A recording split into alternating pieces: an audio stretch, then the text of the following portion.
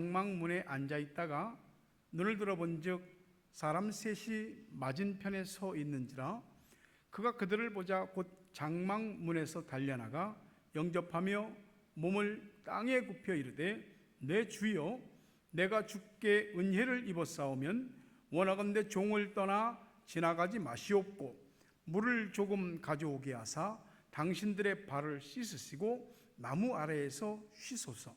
내가 떡을 조금 가져오리니 당신들의 마음을 상쾌하게 하신 후에 지나가소서.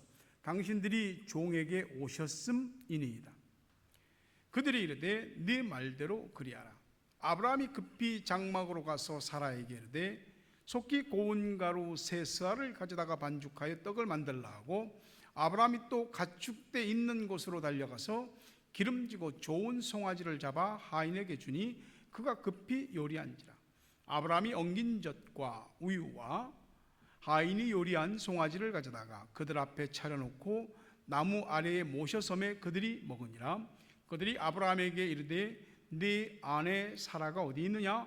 대답하되 장막에 있나이다. 같이 읽습니다. 그가 이르시되 내년 이맘때 내가 반드시 내게로 돌아오리니 내 아내 사라에게 아들이 있으리라 하시니 사라가 그 뒤 장막문에서 들었더라.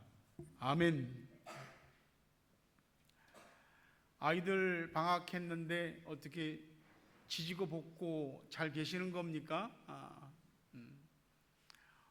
그래도 그 아이들이 없으면 어떡합니까? 그 아이들은 우리의 참 즐거움이고 기쁨이고 큰 소망인데 하나님께서 여러분에게 때를 따라 주시는 은혜와 축복이 가정의 자녀의 여러분의 사업과 직장에 또 삶의 현실의 신앙생활에 두루두루 임하게 되기를 주의 이름으로 축복합니다. 함께 인사하십시다. 시작. 사랑합니다. 축복합니다. 아멘. 오늘 말씀의 요지를 읽습니다. 섬김의 어느 날 하나님이 찾아오십니다.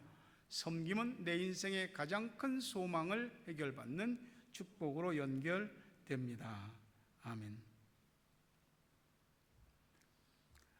여러분도 비슷한 분 많이 계시겠지만 제가 여행을 좋아하긴 한데 실제로 여행을 많이 다녀보지는 못했어요. 그 대신 이제 이렇게 테마 기행 같은 이런 여행 프로그램 있잖아요. 그런 거를 보면서 세계 곳곳을 봅니다. 거기에 보면 이제 여러분도 보신 적이 있겠지만은 베두인들은 사막의 거주자라 그런 뜻입니다. 전 세계적으로 한 2천만 명 정도 있는데 이들이 아라비아와 중동 지역에서 텐트를 치며 유목 생활을 하는 사람들입니다. 이 사람들은 사실 사는 게 굉장히 심플 라이프입니다. 그냥 해 뜨면 일하고 해 지면 텐트 속에 들어가고 조상대대로 오랜 세월 동안 수천 년 동안 그렇게 지내온 거죠. 이삿짐도 없어요. 항상 이사 다녀야 되거든요.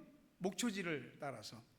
이사 가는 것도 간단해. 그냥 우리는 이사 한번 하려면 신경 쓰이잖아요. 한국에는 포장이사가 있어갖고 다 해주는데도 신경 쓰이지. 뉴질랜드는 또 그런 것도 없어갖고 이사 한번 하려면은 이게 보통 신경 쓰이는 게 아니에요. 근데 아주 그냥 간단해요.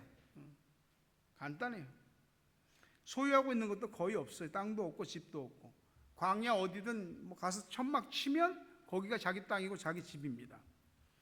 근데 이 베두인들의 특징 중에 하나가 뭐냐면 자기 집에 찾아온 손님들은 지극정성으로 대접한다는 거예요. 이 리포터하고 카메라맨들이 이제 베두인이 들어오라고 해서 들어가는데 가니까 차를 내놓으며 따뜻함으로 환영해주고 맞이해 주는 거죠. 사연 묻지 않습니다. 자기 집에 온 손님한테. 실제로 아프가니스탄에서 미군이 전쟁을 할 때 미군 특수부대가 침투됐다가 결국은 고립되고 다 죽고 한 사람이 살아남았거든요. 그 사람이 부상당한 몸을 이끌고 막 도망치다가 아프가니스탄 어떤 사람의 마을에 들어갔습니다. 말도 안 통하죠. 근데 그 사람이 들어오라고 자기 집에 들어오게 하고 거기서 숨겨주고 쉬게 해주는 겁니다. 근데 이제 아프가니스탄의 탈레반이 추격해 오는 거죠. 그 집까지 왔습니다. 그 총들이 되는데, 아이고 여기 있습니다. 내줘도 되는데 자기 집에 온 손님이기에 총을 꺼내 들고 탈레반과 싸웁니다. 그렇게까지 모르는 외지인을 대접할 수 있을까? 성경에 보면 참 독특한 말씀들이 있습니다. 롯 얘기 아시죠? 롯이 사는 그 멸망받은 소돔성에 천사가 방문을 합니다. 근데 소돔 사람들이 이미 동성애에 꽉 쩔었습니다. 롯의 집에 찾아와서 너네 집에 온 사람 내놔라. 안 된다. 우리 집에 온 손님은 안 된다. 내게는 결혼하지 않은 두 딸이 있으니 내 두 딸을 내줄 테니 이 사람은 안 된다라고 말합니다. 이게 이해할 수 있는 일입니까? 사사기 19장부터 21장에 보면 또 비슷한 얘기가 나옵니다. 어느 레위인이 있는데 그 사람이 친정집으로 가버린 자신의 첩을 다시 데려오기 위해서 갔습니다. 갔다가 다시 이제 자기 집으로 돌아오는 길에 이제 해가 저물었습니다. 어떤 노인이 아주 들어오라고 들어갔습니다. 그랬더니 게부아 사람들이 쳐들어왔습니다. 야, 너네 집에 온 그 사람 내놔. 이 사람들도 다 동성애하는 사람들입니다. 그랬더니 노인이 하는 말이 뭐냐면은 이 사람의 첩과 나의 결혼하지 않은 처녀딸이 있으니 그 두 사람을 내줄 테니 이 사람은 건들지 마라. 우리로서는 도저히 납득도 안 되고 받아들일 수 없는 일입니다. 자기 가정, 가족, 자신의 삶을 이렇게 희생시키면서까지 그 잘 모르는 외지인을 이렇게까지 대접하는 이유가 있는가? 굉장히 의아스러운 부분입니다. 우리가 믿음의 조상이라고 불리는 아브라함은 세계 가장 중심적인 종교에서 전부 다 아버지로 섬기는 사람입니다. 유대교, 기독교, 무슬림 다 조상이 아브라함입니다. 아마도 제 생각에 아브라함이 이렇게 나그네를 대접했다가 천사를 대접한 이 이야기를 통해서 이들이 아마 이런 전통과 문화를 가진 것이 아닐까. 그런다 할지라도 이렇게까지 외지인에 대해서 지극정성인 마음을 가질 수가 있을까? 하나님은 하나님의 백성들이 고통받고 억압받고 신음하는 것을 기뻐하시지 않습니다. 이스라엘 민족이 이집트의 노예로 들어가 400년을 살다가 하나님의 능력으로 출애굽했지요. 출애굽할 때 하나님이 이스라엘 백성들에게 너희는 그 이집트 사람들한테 가서 너희들이 원하는 대로 금은 보석을 다 달라고 그래라. 놀랍게도 말도 안 되는 소리인데 가니까 순순히 다 내주는 겁니다. 그들이 금은 보석만 가지고 나온 게 아니고 출애굽할 때 가지고 나온 게 뭐냐면 수많은 양과 가축들을 가지고 나왔습니다. 그래서 출애굽기 12장 38절에 보게 되면 수많은 잡족과 소와 심이 많은 가축이 그들과 함께 하였으며 하나님께서 이스라엘 백성들 광야에서 그들과 함께 하실 때에 하늘에서 내리는 만나로 먹여 살렸지요. 메추라기를 통해서 단백질을 또 공급받게 하셨지요. 또 반석에서 물이 터져나와 모든 백성과 짐승들이 다 목을 축이고 해갈할 수 있도록 하셨지요. 그것뿐만이 아니고 하나님께서 이스라엘 백성들에게 주신 축복 가운데 하나가 뭐냐면 양과 수많은 가축입니다. 사람들 빠져나오기도 바쁜데 무슨 그런 양이나 짐승을 끌고 나가냐고. 근데 그 양과 많은 가축들을 통해서 우유와 치즈를 얻었고요. 그 양가죽으로 옷도 해 입고, 그 양가죽으로, 짐승 가죽으로 신발도 만들어 신고, 그걸로 또 뭐 했느냐? 천막도 만들고 하나님께 제사 드릴 각종 제물로 바쳤습니다. 이스라엘 백성들에게 있어서 이 양과 가축들은 뗄래야 뗄 수 없는 거죠. 믿음의 조상 아브라함도 양과 가축을 치는 유목민이었습니다. 성경에 보면 아브라함은 상당한 재력을 가진 부자입니다. 부자가 그 들판에서 그 많은 식솔들과 짐승들을 거느리고 텐트 치고 살았습니다. 평생을. 돈이 그렇게 많은데, 그렇게 부자인데 뭔 궁상을 떠니라고? 도대체 무슨 생각이 이렇게 없는 건가? 왜 그렇게 살았대? 성경에 보니까 아브라함은 더 나은 본향을 사모했다라고 합니다. 오늘 본문을 보면 이 아브라함이 지나가던 나그네를 거의 강제적으로 강권에, 우리 집에 들어오십시오, 막 강권에서 자기 집에 모시고 그들을 쉬게 하고 먹을 것을 대접한 이야기가 나옵니다. 음식을 대접할 때 아내 사라는 방에서 나오지 않았습니다. 본래 이들의 문화가 외지인 남자들에게 여성의 얼굴을 내보이지 않는 거거든요. 아브라함이 어쨌든 다 시켜서 준비하기는 했죠. 아브라함은 그들이 천사였기 때문에 그들을 섬기고 대접했나? 그건 아니더라고요. 성경에 히브리서 13장 2절에 손님 대접하기를 잊지 말라. 이로써 부지 중에 천사들을 대접한 이들이 있었느니라. 모르고 대접했는데 천사를 대접했고, 계속 말씀드리겠지만 그 천사들 속에 주님이 계셨습니다. 그래서 어떤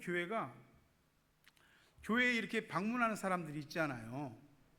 그 사람들을 그냥 돌려보내지 말고 잘 대접하자 그래서 교회 안에 부서를 대접부를 만들었대요. 근데 명칭도 그렇고,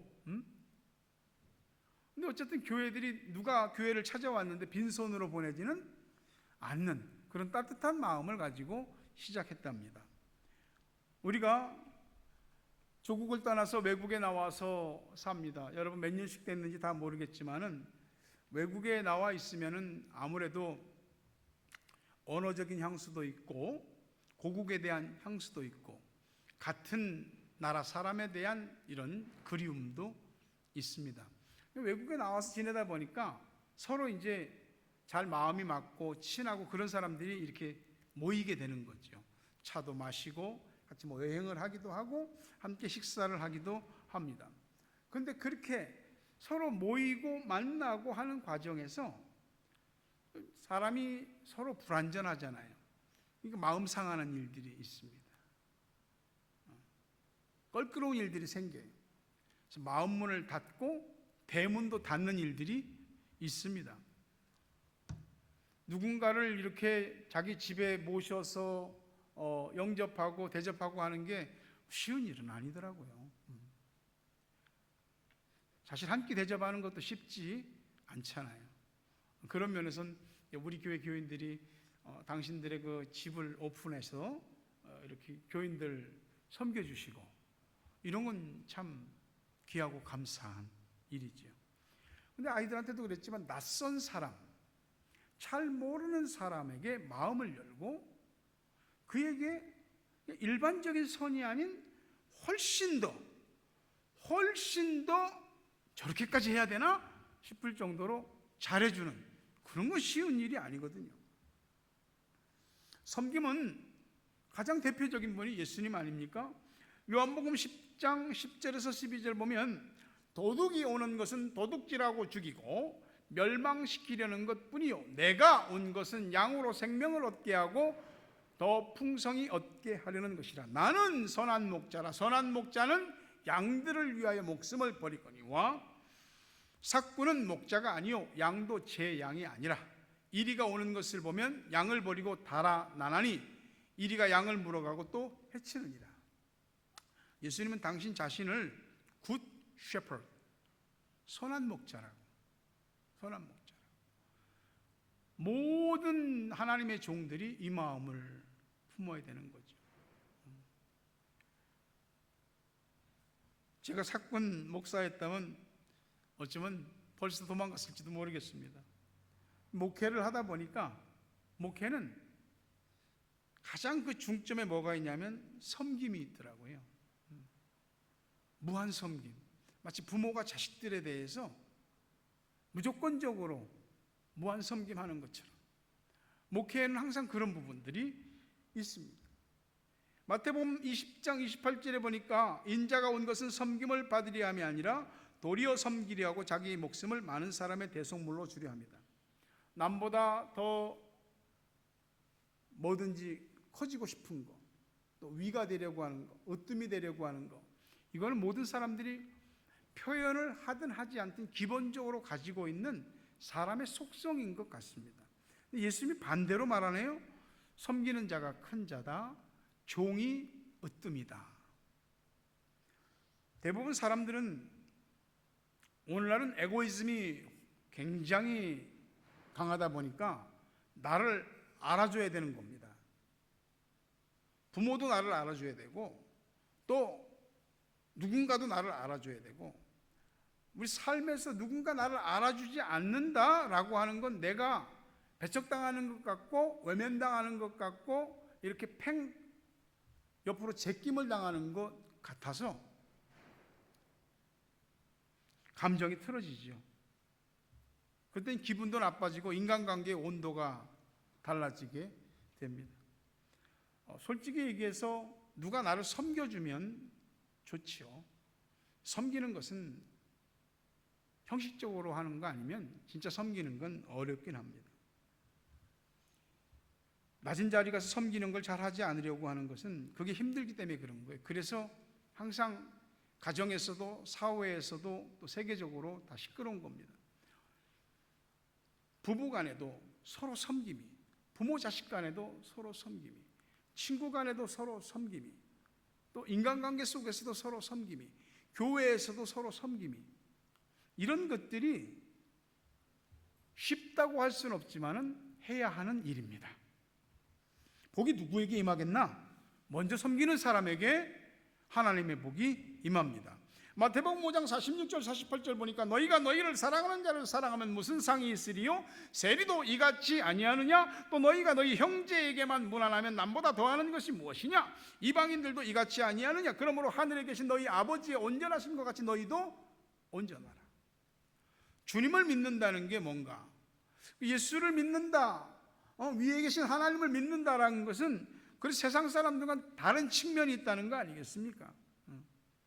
바로 그 다름이 우리를 하나님의 사람답게 구분짓는 특정선인 것입니다. 예수님이 만약에 군림하고 지배하려고 했다면 이 세상에 오실 이유도 없었고, 그 가진 모욕과 멸시와 천대와 그 고문과 그 십자가 죽임을 당하실 일도 없었을 것입니다. 섬김은 서비스입니다. 돈을 내야만 서비스 받는 시대거든요. 돈 없는 사람은 무시받는, 서비스 못 받거든요.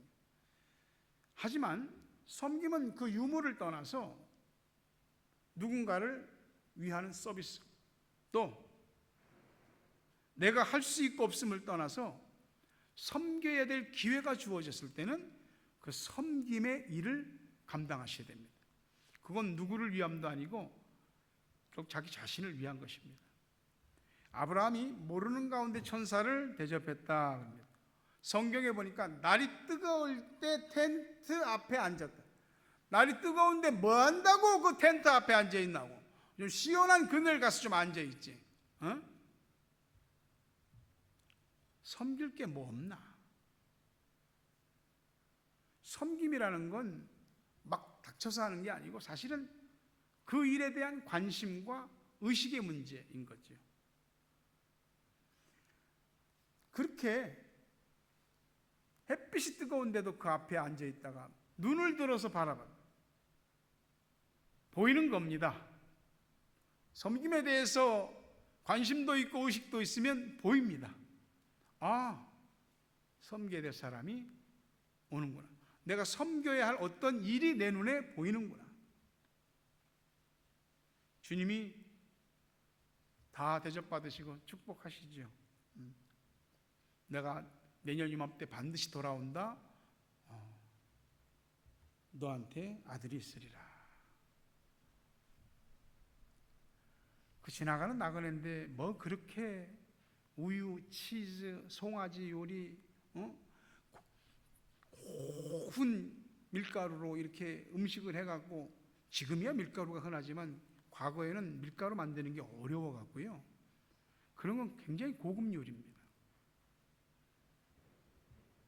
그 섬김과 대접을 받는 천사들 속에, 그 나그네 속에 천사가 있었고, 그 천사 속에 우리 주님이 계셨습니다.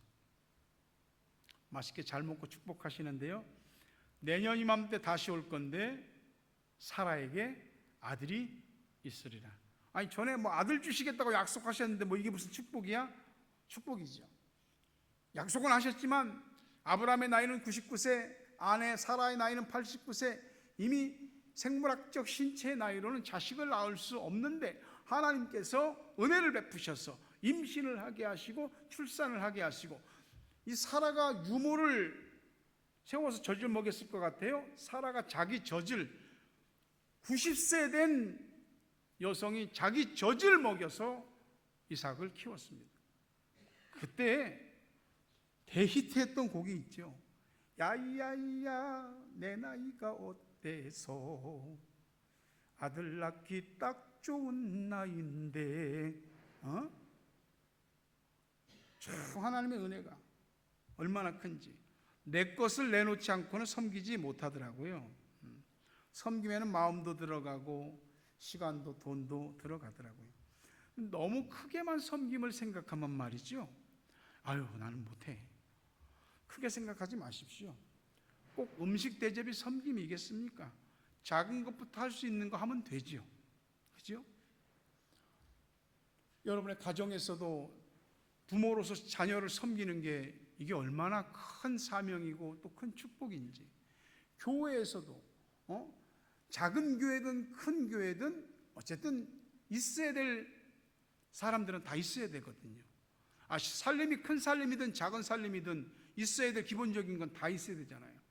교회에서도 뭐 예배 안내부터 뭐 워십팀이고 음향, 교사, 뭐 친절함, 서로 성도 간의 친교, 전도하는 거 다 섬김 아니겠습니까?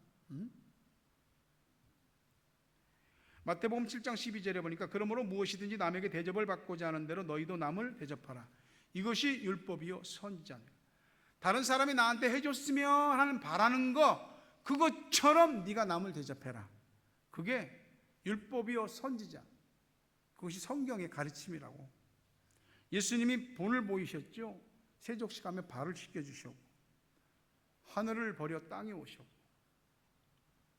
그렇게 하지 않으셔도 되는데 죽임을 당하시면서 우리를 섬겨주셨습니다.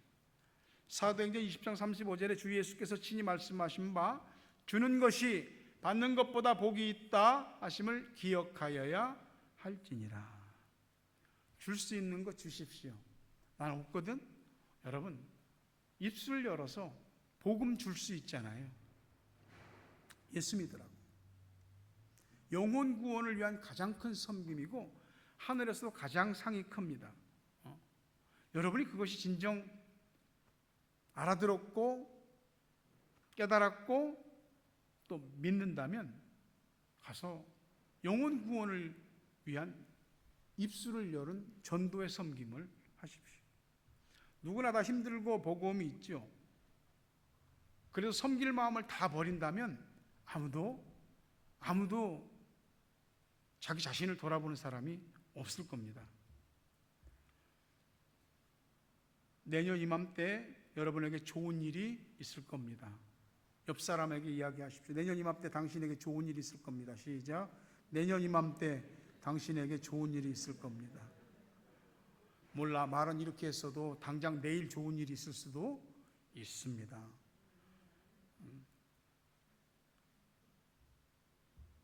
아브라함이 날이 뜨거울 때 바깥에 나가서 지나가는 사람이 누가 있나, 섬길 자가 누가 있는가를 기다렸잖아요. 나도 내 인생의 날이 뜨거울 때가 있어요. 힘들거든요. 몸도 마음도 힘들거든요. 근데 섬길 때 어느 날 하나님이 찾아오십니다. 내가 그렇게 간절히 목말라하고 절박하게 생각했던 거, 근데 현실에서 안 이루어지니까 그냥 한쪽으로 다 제껴놓고 살았는데, 어느 날 여러분이 섬기는 섬김을 받은 하나님이 내가 다 잊어버리고 한쪽으로 제쳐놨던 그 소원을 다시 끄집어내시고 그 소원을 이루어 주시는 줄로 믿습니다. 섬김이 내 인생에 그렇게 원했던 소원이 이루어지는 축복으로 연결됩니다. 말씀을 맺습니다. 오늘 내 마음이 어떠든지, 내 처지가 어떻든지 섬기는 그 일을 감당하는 사람에게 하나님은 아브라함에게 주신 상식을 초월하는 놀라운 복을 여러분에게 주실 줄 믿습니다. 그렇게 되길 주의 이름으로 축복합니다. 하늘의 영광을 다 버리고 낮은 이곳에 내려오신 주,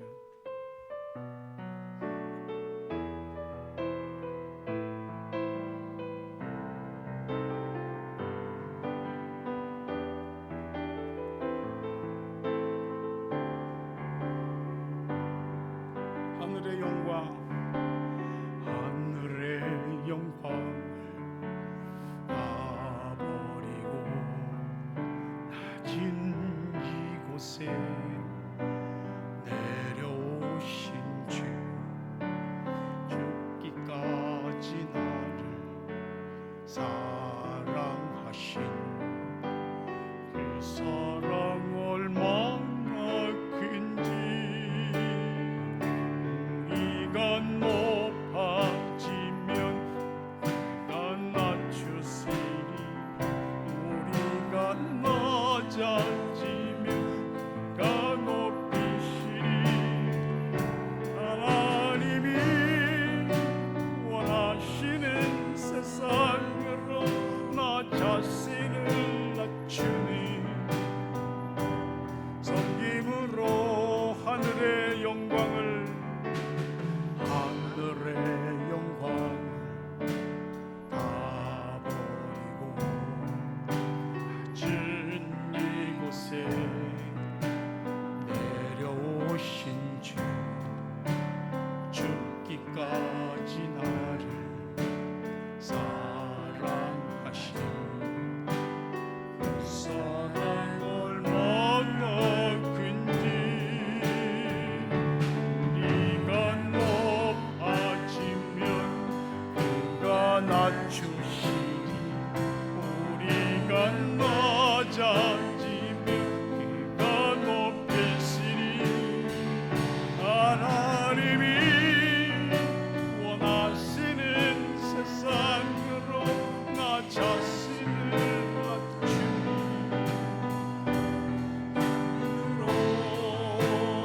내 발을 닦아주사 저 섬기시, 서로 사랑하라고 말씀하시었네. 하나님이 원하시는 세상으로 나 자신을 드리니 섬김의 모습이 되기를. 내 발을 닦아주사, 내 발을 닦아. 함께 일어납시다.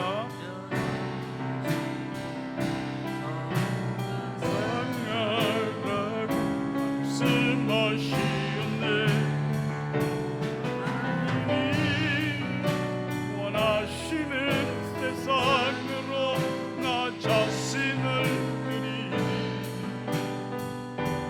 섬김의 모습이 되기를. 내 발을 닦아주사, 내 발을 닦아주사 먼저 섬기시, 서로 사랑하라고 말씀하시었네. 하나님이 원하시는 세상으로 나 자신을 드리니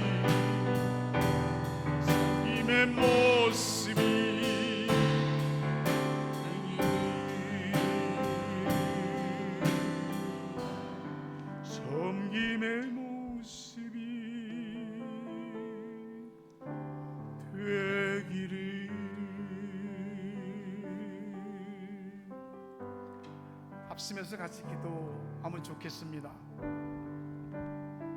우리 주님께 섬김 받았습니다. 오늘 내가 섬길 수 있는 어떤 사람이 있지 않겠습니까? 내가 섬겨야 할 일이 있지 않겠습니까? 그 섬김을 뜨거운 날 감당할 때 여러분의 인생의 간절한 소원이 이루어지는 축복이 있을 것입니다. 간절한 마음으로 하나님 앞에 기도하십시오. 주님, 우리가 말씀을 몰라서, 하나님을 몰라서, 그 뜻을 몰라서 실행하지 못하겠나이까? 우리에게는 너무 많은 이유가 있어서 마땅히 해야 할 일을 하지 못할 때가 있나요? 주님이 하늘을 버리고 땅에 오셨던 것처럼, 하나님이심을 포기하고 사람이 되셨던 것처럼, 생명의 근원이신 분이 우리를 위하여 죽임을 당하셨던, 우리 자신 받은 은혜가 크고 그 은혜가 무엇인지 알기에 오늘 마땅히 내가 해야 할 섬김을 내 섬김의 자리에서 감당할 수 있기를 원합니다. 마음의 한계도 이기고 육신의 한계도, 현실의 한계도 이기고 섬길 수 있는 기회가 있을 때 놓치지 말고 섬겨 내 인생에 가장 간절하고 가장 원했던 소원들이 이루어지는 하나님의 복을 받게 하여 주옵소서. 주님, 우리 주께서 우리를 반드시 주님의 그 가신 길로 이끌어 주시고 섬김의 주님처럼 우리도 섬김의 사람이 되도록 인도해 주실 줄 믿습니다. 때를 놓치지 않게 하시고 섬김의 도리를 다하여 주님이 반드시 그 사람에게 돌아오시고 반드시 좋은 일이 있게 되는 복을 받게 하여 주옵소서.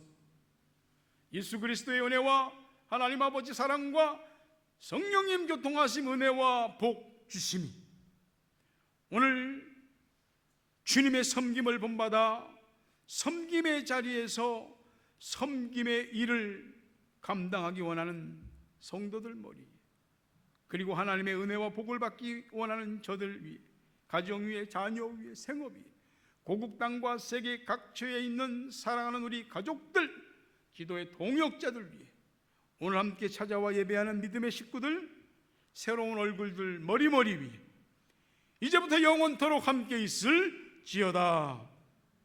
아멘.